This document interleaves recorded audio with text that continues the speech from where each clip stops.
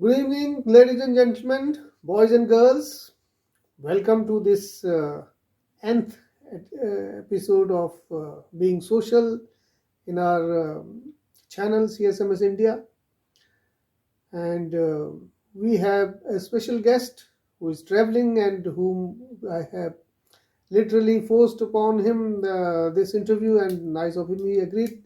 That is Mr. Venkatramanan. We call him Venky.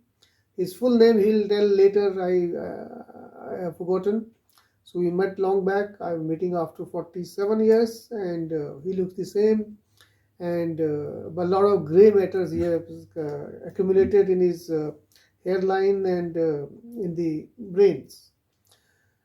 So Venky is the Vice Provost of Education in Singapore Management University currently, and he is here for conference of APCA. He will tell us what exactly that was, and he's also the chairman of that forum. So Venky, welcome to our show, and I'm so delighted to have you here. And before we get into further details, would you like to tell us about your trajectory in life from your early education in India and elsewhere, your work, and finally reaching the Singapore? So yeah, I was born and brought up in Chennai. I studied in DAV Higher Secondary School there. Then from there I moved to Cochin to do my naval architecture. But the first thing was, I didn't get into engineering in the first, when I finished my 12th. So I had to do a year of BSc Physics. So I did that, but in the meantime, I was able to write an entrance test for this naval architecture course. And when I came to Cochin, I was pleasantly surprised because the department was run by East German professors. And I was very lucky to study under them.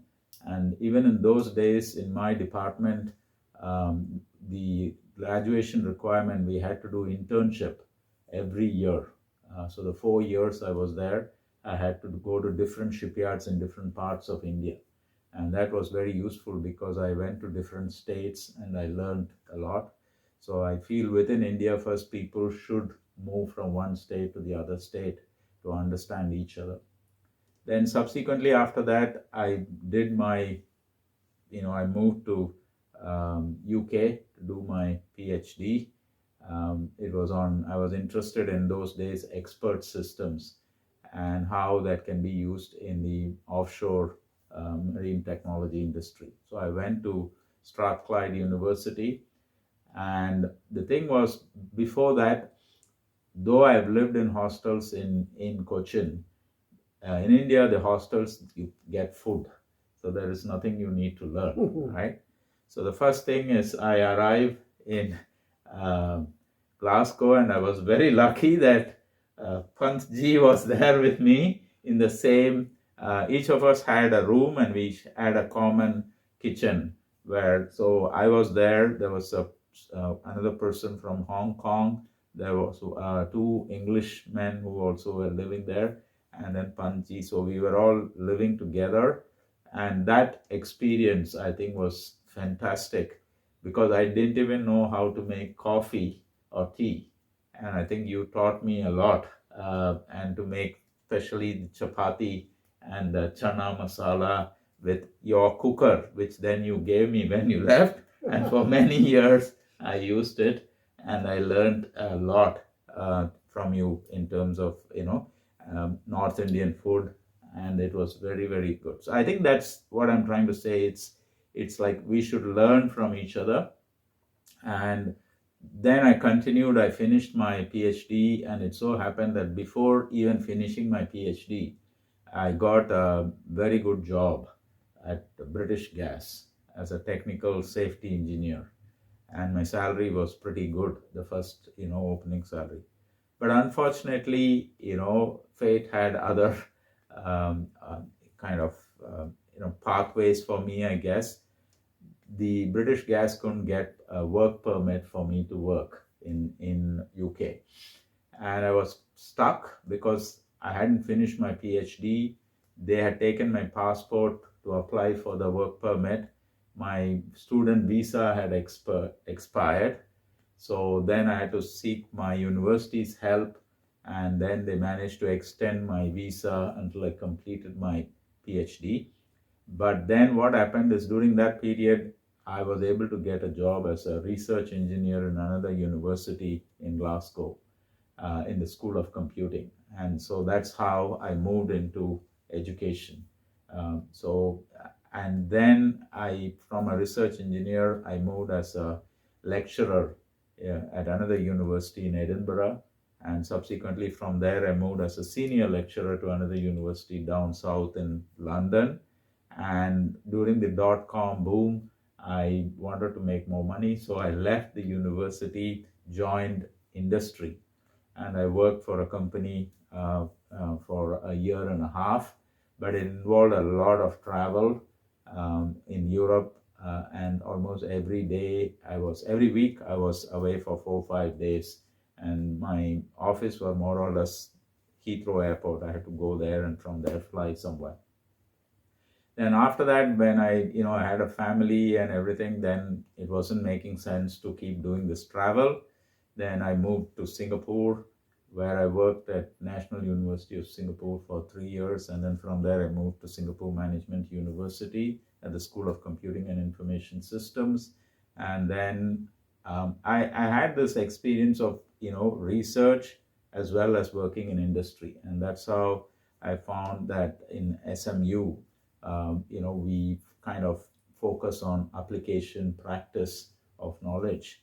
And I was then subsequently doing a lot of work with Infosys, with SAP, with TIPCO. These are different IT companies, and educating my students in enterprise systems, and then more recently business analytics, digital transformation, AI, and those. And now I do a bit more admin work.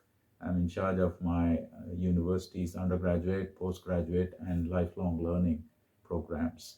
So I'm here in Delhi. We recently had this Asia Pacific Association for International Education, the conference. And you are the president of that. I'm the president of API. So it's a 2-year term. So in 21 years, it's the first time API came to India. So I'm very happy that during my reign as the president for API, we were able to bring the conference here. And I think a lot of Indian universities really appreciated that, because they were able to then network with universities from all over the world. So we had pavilions on study in France, study in Spain, study in Thailand, study in Taiwan, study in Hong Kong. USA was there. So there's and also a lot of universities from Slovakia, Russia, you name it, they were here. And so the Indian universities, there were about 54 of them who participated.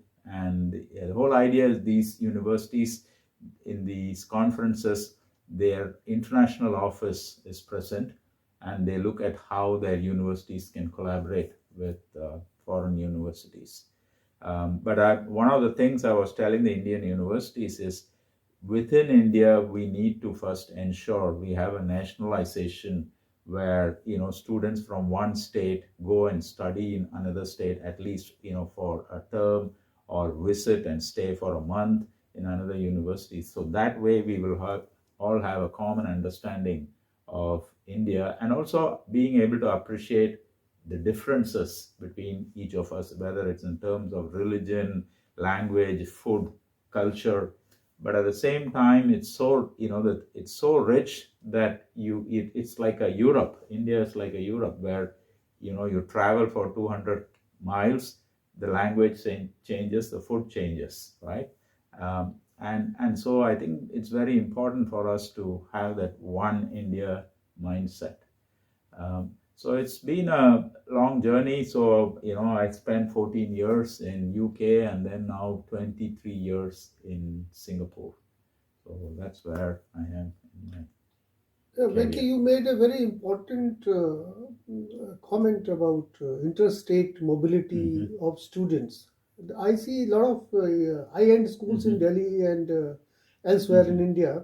They have these exchange programs of 2 to 6 weeks with the foreign schools overseas, but I don't think they have it within India. So, what Venky is saying makes a lot of sense to us in India and other countries also, that try and help your children and students understand more about the culture, the beliefs, the thoughts, the kind of customs they have within the country as well. So Yes. it's very important thing you said.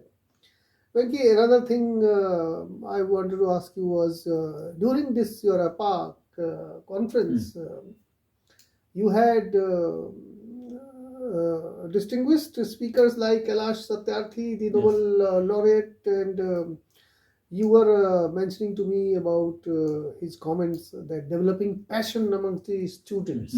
So, can you tell us a little more about it? So I think his message was, compassion is something that's there in all human beings. It's, you don't have to go learn. It's you're saying it's natural. When you're born, everybody, God has given us this compassion where you care about another person. And usually, we talk about empathy, and he was saying empathy is different from compassion, because empathy is like, going into another person's shoes and feeling what they feel and being able to appreciate that. But compassion goes one step further. After feeling, you actually help the other person. And taking that action, he was saying, was very important. And he was explaining how he, started on this path because he was also working in industry. He gave up all that, and then he took up this path of helping others. And I think what he was questioning is how, as universities, you're going to ensure that your students have the skills and all that, but they are also compassionate. And I think that's very important. Venky, you also mentioned about lifetime learning desks you handle in Singapore Management University. What exactly do they do? So what it's now, with the way these tools are available, that you can be on a path to lifelong learning. So the whole idea is, I did a course, 1-day workshop where I was doing a slot, and these were staff from international office from many different universities, and we were trying to help them, training them on international education. And one of the slots I did was on AI in education. And all I did was I played a video to explain how does generative AI work, right? I didn't develop the video. Somebody else had developed it. It's in YouTube. It's my job as a academic nowadays is to curate content which is already there. And you can learn a lot on your own. And the way the technology is changing, by the time you finish your education in the university, what you learned has already become irrelevant because things have moved on, right? So how do you keep up with that learning? And earlier, what happened is you join a company, they will send you for training for 1 month somewhere or 6 months. Nowadays, companies, what they expect you to do is to learn on the job and be on a path to continuous learning. So you learn from, they don't, like, I have students who are working in the industry who also do research with me on, and they are working on, we have a course called Doctor of Engineering, and some of them do that. We also launched an industry practice masters, and they were telling me, like, say, cyber security, everybody in the company is supposed to learn that, but they don't have like face-to-face classroom where you can go. So they develop all these micro modules, and you watch it, you learn from this, you take some quiz, and then you'll have to pass that certification or something they have within the company. So I think we all have to be, learning a lot from on your own nowadays. But as long as the problem is also there's too much content, and you don't know which content to believe, whether it's right or, whether it's true or false. There's a lot of fake content also, and some being generated by AI. That's where you need somebody to curate and say, these are content which, as a professor or whoever, I've vetted these content. This is, what somebody should learn, and it's all genuine. There is research backing for what. And if you see in the YouTube, there's plenty of videos on medical advice as well. So you have to be very careful what you watch, because sometimes without evidence you just take on something and do it could be detrimental to your health. So that's the whole idea of this lifelong learning. So when you and I were young, it was all about education, only one way. You go to a university, sit in a class, and there is a teacher teaching us. That has changed. And so we will also have to adapt, and people have to have that passion to continuously learn. And I know, like, even people who are retired, right? So when you never learned any of this from from a classroom, or now you're able to record and have a channel where you're uploading videos. You learned it on your own, right? Sure. So that's what I'm saying. People have to be on the path, and even our parents or my in-laws now, they learn how to use an iPad or phone, and do even banking, online banking. So those are things that we will have to, otherwise you'll be left out. So that's what I'm saying. So this idea of lifelong learning. Venky, I'm tempted to ask you this question because, of course, we know at some levels we are already troubled with these deep fake videos. Now this AI is scary to me sometimes, because you can put anybody's head on Venky's body and start speaking like professor, or put Venky's head into a criminal's head and doing some unlawful activities, and half the people will start believing it, because the kind of social media outreach and impact is there amongst people, which is unfiltered content going, and people making all sorts of videos just to get likes and get some dollars from the YouTube or Facebook, etc. So how do you see the future of AI? What is it going to be do, and what kind of controls the governments or the need it? Of course, I'm not for controls. In an open society, you cannot have many controls, but this is one thing that bothers me. What is your take on I this? fully agree with you.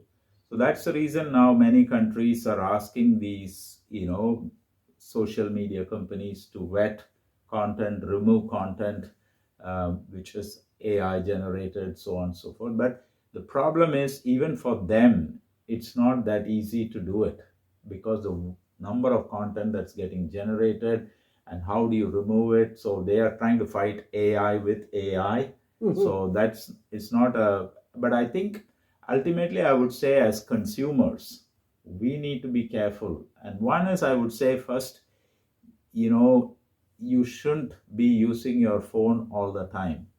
That is the first thing. I know, like, you go on a bus or a train, it's like people watching their continuously, you're hooked onto this Facebook nonstop. So you really have to get out of that, and that's something we have to do it, because I would rather sit and talk to you face to face than just be on my phone. And so I had like half a day today, and the first thing I thought was, like, let me check which Pant is available and is he in Delhi, and let me meet him, rather than spending my time sitting here. I could have spent the whole afternoon on YouTube and Facebook. So I think it's also, the fault lies with us. It's technology is a double-edged sword, good and bad. So they're like, I think there are like 1,000 over channels on the TV. You can sit the whole day and watch the television if you want. But I think we need to understand that human interaction, people to people interaction, face to face, you should be sitting and talking to your parents, your cousins, your friends, And that human interaction is important. In terms of content, I don't think governments need to put in regulations, but as you rightly pointed out, so where to draw the line? So if you curtail freedom of speech, that's one extreme.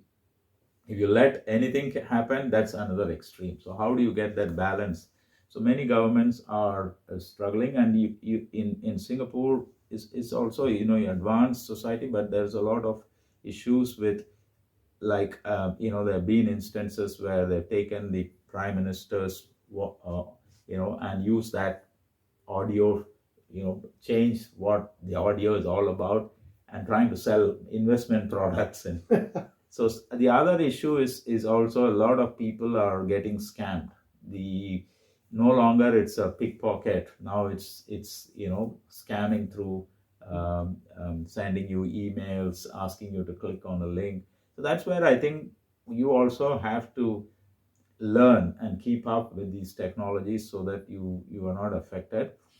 But I would say it's a balance. So you need to say, okay, in a day, I'm going to look at my phone only for such things, so many hours, or even minutes in a day, and I'm not going to do anything more than that. So I think that is up to us. If you say morning I'll get up and the first thing I'll do is to look at all the WhatsApp and Facebook, well, that's not the right approach.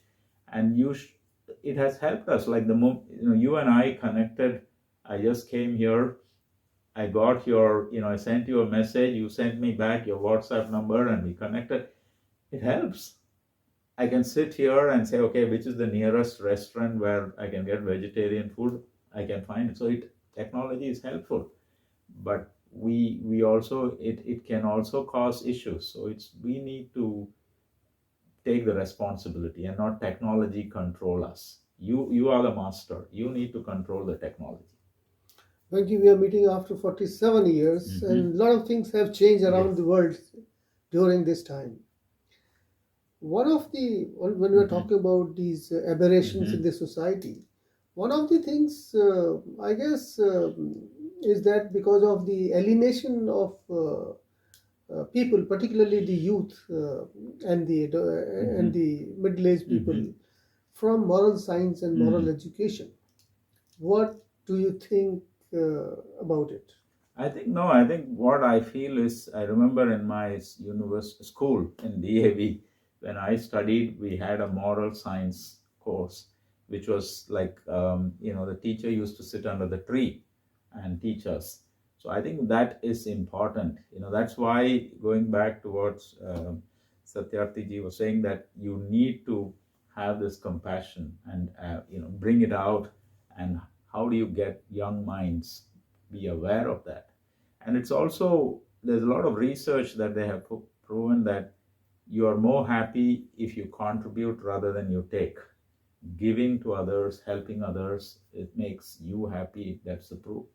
And everybody wants to be happy, I guess. So they're finding all kinds of other ways to be happy. But, doing some, like what you are doing, some social service, it's a good way and for people to contribute. And even in universities now, as I said, we are looking at how empathy, compassion, all this, how do you develop in young minds as part of the curriculum, as part of the activity. So in my university, all students have to do 80 hours of community service. That's a compulsory graduation requirement.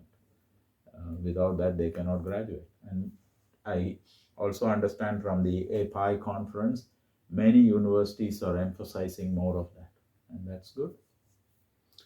You have seen literally the global systems. So what difference do you find between the education system, the imparting education, not from the student side, and in India or in the UK or elsewhere, and particularly in Singapore? What is the marked difference? So I think it is changing in India. So when I was studying here, I was lucky because I studied in a department which had German professors, and they were using the German style. So my professor walks into the classroom, he's teaching applied mechanics, he'll look out of the window and draw the lamppost, and he will try to do all the calculations around that. So there was like always a context, a practice of, and we, my project for the in my undergraduate was I had to design a whole ship from scratch. So, every term, like one term, we designed a propeller for the ship. So it was very applied. And in India, if I find some engineering courses are just theoretical, you just learn some theory, you don't apply it. As I said, in my university, in the department specifically, we had internship every term. I had to go to a shipyard. And I remember the first term I joined, within the first 6 weeks or something, we went to Cochin shipyard to see how the ship was. So I think you need to get that exposure to the students in terms of the real world application, the practice. So, and there are a lot of ways. In my university, we also have what we call industry project based experiential learning. So students, the industry will give a problem and the students will work in groups to solve that problem, and that way they understand how to work with industry, and they know how to apply what they have learned. Yes, I think the applied part is very important. Just the theory doesn't give you the 360-degree Yes. view of what exactly you are up to. Yes. Let's get a bit personal now. You must have written thousands of articles by now. I know you wrote some books also. Can you tell us about? So I wrote one textbook. I was teaching a course which was, how organizations can improve their business processes, right? So we used to call it business process re-engineering. How do you make the process more effective? How do you automate the process? So this is the book I wrote in collaboration with professionals from Infosys. And so we work together, and they're also co-authors. And it's like, the reason why I needed the Infosys was because they were actually practicing that with, they were changing processes in many banks or logistics companies all over the world. And they had the methodology and how to capture that methodology in a structured format and use that to teach students. So that's the reason we developed that textbook.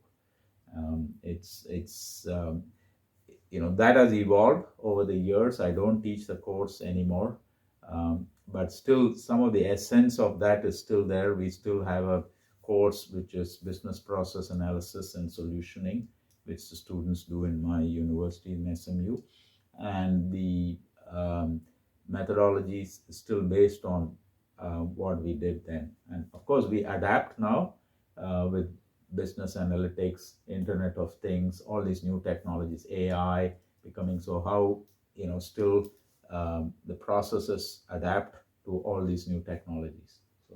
So as I understand, you don't have to always wait for innovations and inventions. Some of the things can be solved by business process engineering. Yes. In all fields. Yes. Because you can improve processes, and I think we really need to look at a lot of processes in India and see how we can improve it. And I think that's is very important. In Singapore, success to they have been doing a lot of this. Every process they try to make it efficient, so they can serve the citizens or the customers more effectively. So that's something that and that's where you can get students to actually look at a process and see how it can be improved. Now let me be a bit selfish for the sake of our students in India. What is the way to get into SMU or Singapore to get admission to a good course? Yeah, well, just like any other place, they have standard processes to apply for application. There are few universities in Singapore. You can, depending on what course you want to do, you'll have to go through that process. Of course, academic performance is one important aspect, but you can also go beyond that to show why you're passionate about what you want to study and what you have done before, to contribute to kind of to show that if you say I'm passionate about it, what have you done? So like in my university, when we do the interview, we ask like, so and the students will say things like, I was in my school, I participated in this particular co-curricular activity, and I took the leadership role, and I did this, and these are the things that I learned as being a leader. So that's what they need to do. They got to, have the academic, but also have done this additional things that they can then showcase. I learned from a lot of my friends in India that getting after you get admission in engineering, particularly in Singapore, there are companies like Singapore Airlines. They sponsor their tuition fees, etc., and job guarantee after the completion. Does that still hold good, or? Well, it depends. I don't know whether Singapore Airlines still does it. There are a lot of organizations, there are a lot of different scholarships that are there. And also Singapore, there's I think some students, their fees are subsidized, but then they have to sign a bond to work in Singapore. As you know, Singapore is a small place. So they also have to select people based on, who can contribute to the Singapore. Would you like to leave any thoughts with the people who are viewing us on this? No, my only thing is, be compassionate,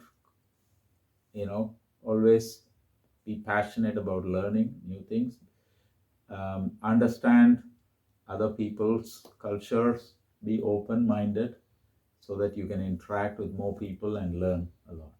And that's my, advice. And a bit of self-promotion. Do you think the kind of talks, so what I'm doing through this YouTube for the benefit of others, by finding guys like you, is it worth it, or is it just Well, I think waste of the time? audience have to make the decision. Ultimately, it's just like anything. There's so many videos available on YouTube and other social media sites. So I would say it's up to the audience to make that decision. If I find, sometimes as younger people, if you watch something, you may get something out of it.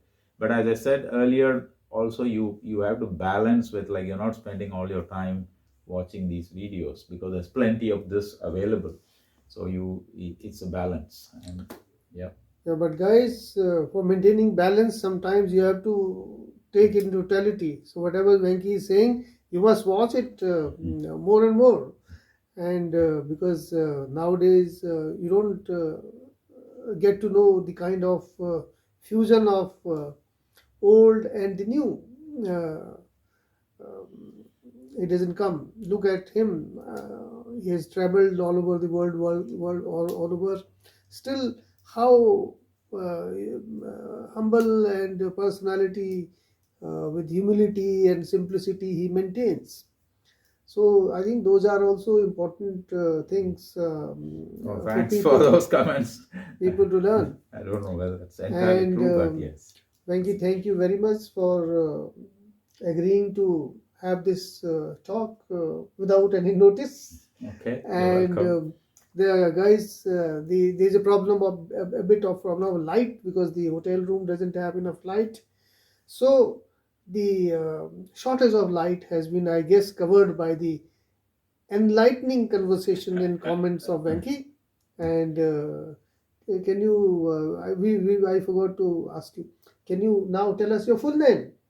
It's Venkatramanan Shankaran. Yes, I remember now. Venkatramanan Shankaran. Great. Thank you very much, Venky. Thank you. Thank you very much. Thanks, guys.